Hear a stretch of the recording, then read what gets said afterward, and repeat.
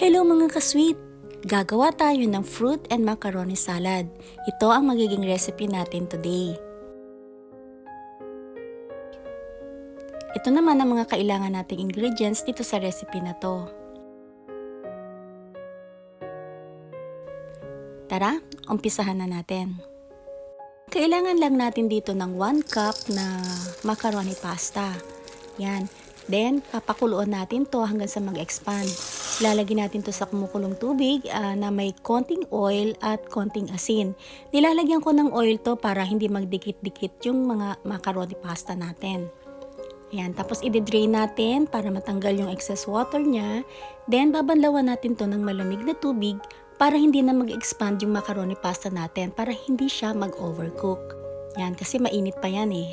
Ise-set aside natin. Sa isang bowl naman, kailangan natin maglagay ng 1 can ng fruit cocktail.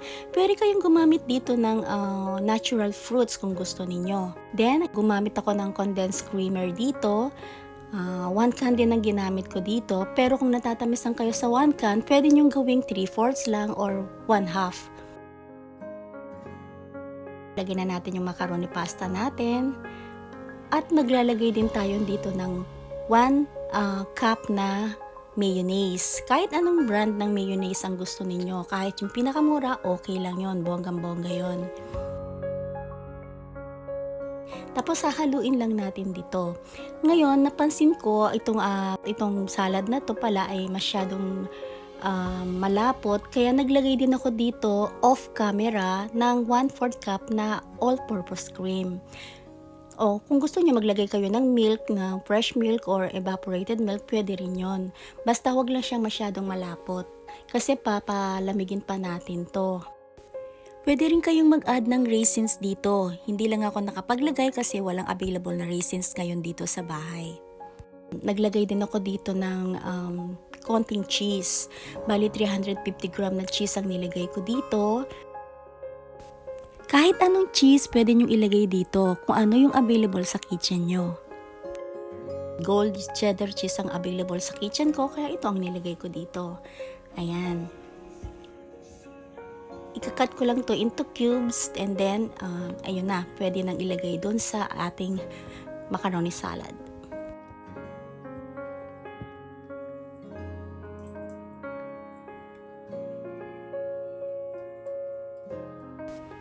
Napansin ko na maganda palang ilagay ang gold cheddar cheese sa salad kasi una nagdadagdag siya ng kulay dun sa salad natin.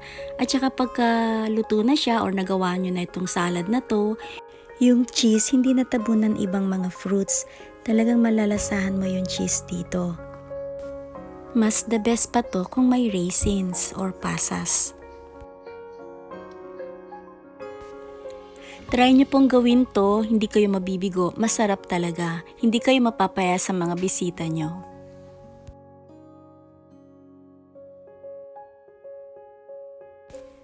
So ayan, gawa na ang salad natin. Papalamigin lang natin ito ng 3 to 4 hours or kung gusto nyo kahit 2 hours lang, basta lumamig lang siya.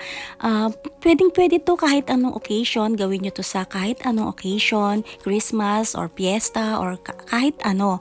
Pwede nyo rin itong gawing pangregalo sa mga kaibigan nyo, pambenta, pwede nyo gawing negosyo to. Bonggang-bongga, kikita ka rin dito. Ayan. So, eto na po yung ating finished product. Nakita nyo naman na lumapot na siya. So, ganitong lapot lang ang hinahanap natin.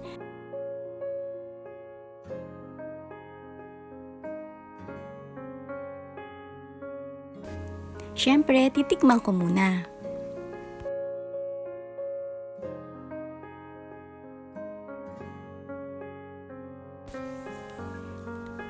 Ang sarap niya. Tamang-tama lang yung tigas ng pasta niya at saka yung cheese, lasang-lasa mo talaga. Ayan, time to prepare para mabigyan ko yung ibang mga friends ko.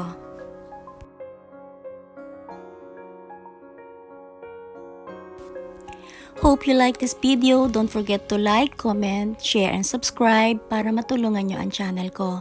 See you next video. Bye!